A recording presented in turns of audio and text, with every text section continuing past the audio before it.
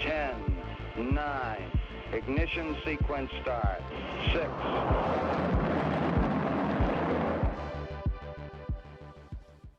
Hello, and welcome to Rocket Fuel, your daily update of everything that's happening in the rocket pool community. My name is Wack. Today is December 1st, and this is the 300th episode of Rocket Fuel. So, yeah, it's a nice little milestone, so I'm really happy about that. But anyway, without any further ado, let's get started with today's episode. So the first thing that we have here is this update from Langus. So we talked about in yesterday's episode that we're getting very close now to go to vote with some of the Houston RPIPs. Well, we have the text for the snapshot votes, and I think this is final, except maybe some small very minor adjustments that might take place. So here we have the RPIP 31 vote. It says RPL withdrawal address. The purpose is to add an optional RPL withdrawal address. If set, RPL rewards withdrawals will go to the RPL withdrawal address, while ETH rewards withdrawals will go to the primary withdrawal address. If the RPL withdrawal address is not set, the primary withdrawal address will receive both, as it currently does. Outcome if the vote passes, so RPIP 31 will be implemented in the future smart contract release. Once implemented, it will facilitate the splitting of ETH bond rewards and RPL bond rewards, allowing different actors to supply each collateral type. Rationale is this facilitates the splitting of ETH bond rewards and RPL bond rewards, allowing different actors to supply each collateral type. This can be achieved either as a direct trusted relationship, i.e. whale marriage, between parties through staking as a service provider, or through third-party staking protocol integration. The goal of the proposal is to support the growth of the node operator set and utilize RPL that is currently not being staked within the protocol. This is there is a demand for parties to stake ETH with Rocket Pool without necessary to take a position in RPL. There's also demand for parties uninterested in running a Rocket Pool node to be able to loan unstaked RPL to other parties and earn yield on their loaned RPL. And then there's information. And then there's the RPIP 32 vote. It says stake ETH on behalf of a node. And this is the same as the stake RPL on behalf of a node, but for ETH. And it says RPIP 32 lets an independent address fund a Rocket Pool node with ETH.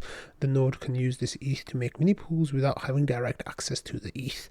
And it says outcome if this vote passes is RPIP 32 will be implemented in the future smart contract release. Once implemented, it supports a variety of situations where the node operator is not directly providing the ETH. The rationale for this is that it supports a variety of situations where the node operator is not directly providing the ETH, enhance security for node operators as they can stake directly from their hardware wallet, eliminating the need to transfer funds to the node beforehand. Staking as a service providers where custody of funds are managed by a trusted custodian, protocol integrations where custody of funds are managed by smart contracts, and DAOs or organizations where custody of funds are managed by a treasury. While the primary aim of this feature is to facilitate single depositor scenarios, it's worth noting that this multiple independent depositors can also leverage this capability by creating smart contracts layered on top. So that's pretty cool. And next we have RPIP 33 vote text. This is the implementation on-chain voting. This is the big upgrade that's coming in Houston. And here we have, it says RPIP 33 specifies an on-chain replacement for the ODAO governance system, the PDAO governance systems execution process. It uses an optimistic fraud-proof system that allows any node operator to raise proposals and vote on proposals to adjust PDAO protocol parameters and spend treasury funds. And then it says outcome if the vote passes. This will be implemented as a smart contract, blah, blah, blah. And the rationale is the PDAO has two primary powers within Rocket Pool. The first is having control over certain parameters, which defines how the protocol operates, e.g. enabling or disabling deposits or selecting the rate of inflation. And the second role is spending treasury funds. A portion of RPL inflation is sent to a contract, which the PDAO has the power to spend. Currently, the core team is responsible for executing PDAO duties at the behest of the community governance process. For example, the team carries out the monthly IMC and GMC payments as per the governance voted payment schedules. The plan was for this new power to reside with the team temporarily until a new power structure is set up to take over these responsibilities. The motivation for this proposal is to remove the dependency on the team, making the protocol more decentralized and trustless, which is huge. And then we have RPIP35, which is time-based balance and RPL price submissions. So it says RPIP35 makes balance and RPL price submissions time-based. This allows for a predictable time between last price update and reward snapshot, among other benefits. So it says outcome if the vote passes, RPIP35 will be implemented in the future smart contract. Yeah, so rationale is nodes that have under 10% collateral in terms of RPL staked are not eligible for rewards. This value called the effective stake is calculated at the time of the interval's end and is a function of the ETH RPL ratio, which is reported by the Oracle DAO. This means that the last price update prior to the end of the interval determines whether or not the above 10% collateral is eligible for rewards at the interval. If a node is not eligible, the owner has until the end of the interval to top up by staking enough RPL to bring it back above 10%. The issue here is that the top up window, the time between the final RPL report and the end of the interval, is somewhat uncertain and fluctuates from interval to interval. One of the more common pain points we see in the community is from people who are close to the 10% mark and ask what the window is for their current interval. Unfortunately, not easy to give them a direct answer due to the way the price and balance reporting periods are currently calculated. This change removes the uncertainty associated with this timing by shifting price and balance intervals from a number based on blocks to a number based on seconds, which has parity with the way rewards intervals are calculated today. Essentially, it means prices and balances will be reported at the same time each day without exception. It standardizes the timing of both functions to make them easier to predict. And then Long for Wisdom had some feedback. He says skimming these look fine, could pick up minor things, but I don't think this is useful given the planned turnaround time. One point he says on RPIP33, the result of the implementation of on-chat voting. He says there's a draft checklist for voter text here if that helps. So you can go and read that. And then Val had some feedback as well, so I guess they're kind of working on some of the final language for these, and he says that reviewed all 4, looks quite good on 3 of them. I suggest tweaks in the initial abstract, which also ends up serving as a preview text on the snapshot webpage. He says I also posted forum comments with the thoughts on the RPIPs themselves. I think RPIP 33 bits might merit action, the rest isn't worth being speed bumps in my opinion. And yeah, so that is really exciting. So I think these will likely go to vote in the next few days, maybe on Monday, I guess, maybe once the team comes back from the weekend. So it might be Sunday night US time, Monday morning in Australia, but I'm not exactly sure. That's just my guess. Okay, so something kind of funny, kind of sad happened this morning at 3 a.m. Eastern time, with Chaos noticed that we had the person who got the huge smoothing block yesterday, the one for 94 ETH, today left the smoothing pool, sadly. So if we have a look at the events, it says the node operator left the smoothing pool with their 51 mini pools. So I think they got that Sunny B feeling where the Sunny B was the person who's outraged about getting the 8 ETH block, while this node operator got the 94 ETH block and was very upset about it, presumably, and left. So Owledge was laughing, saying the smoothing pool is such a horrible idea. Yeah, I won the lottery. No, we won the lottery. And then Snow says it's a great idea. People just have to acknowledge what they're signing up for and not be shocked Pikachu when it works the way it's meant to. And then there's a whole lot of discussion about it. So it was kind of funny, but kind of sad at the same time. And then I like this meme from Snow saying, the dog saying, please smooth, and no take, only smooth. So yeah, but that's Never an Island says smoothie pool is a rug pull. And then Object with some rationality says the guy already has 51 mini pools. I don't think 4 more mini pools around 32 ETH, which would be his share, is life changing at this point. So yeah, this is it was kind of funny discussion. Look, Object again says he joined the smoothing pool in his own volition, and the smoothing pool has paid him over 2 ETH while he was a member. He'll manage. So yeah, the smoothing pool, there's these outlier cases where you could get a really big block, but that's exactly what they are. There's this 1 in 1,000 or 1 in 10,000 to get these kind of numbers. So good luck getting out of the smoothing pool and waiting for that to happen. I haven't had a proposal in a while, and the smoothing pool just keeps on ticking and giving me those rewards every month. And the best thing to do is just stop checking any proposal announcements. Don't look at it. You don't want to know. Just keep enjoying that smoothie, and yeah, don't look too closely. So that's my advice. But I just thought it was kind of funny because people get a big block and then they're like, leave the smoothing pool, it's all trash. It's not trash. I don't think so.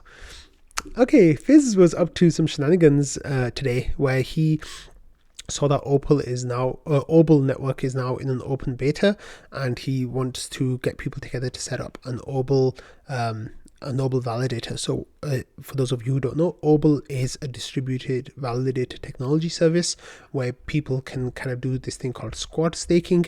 I guess that's kind of like what they're memeing it into, where a whole bunch of people can get together and share validator keys with each other, and they can come together and run a validator. So Phiz here says, I'm organizing an Opal node for long-term fun and little to no reward. I'd love to do that with some Rocket Pool people or folks if you're interested. So Phiz, there's a tweet that says, I'm very excited about the launch of Opal. I'd like to create a 7 out of 10 cluster with other participants from the community. You need to commit 3.2 ether and run a share of the validator indefinitely with little obvious incentive other than fun. Let me know if you're in. So what he basically means, the way this works is, you'll get 10 people who put 3.2 ETH together each.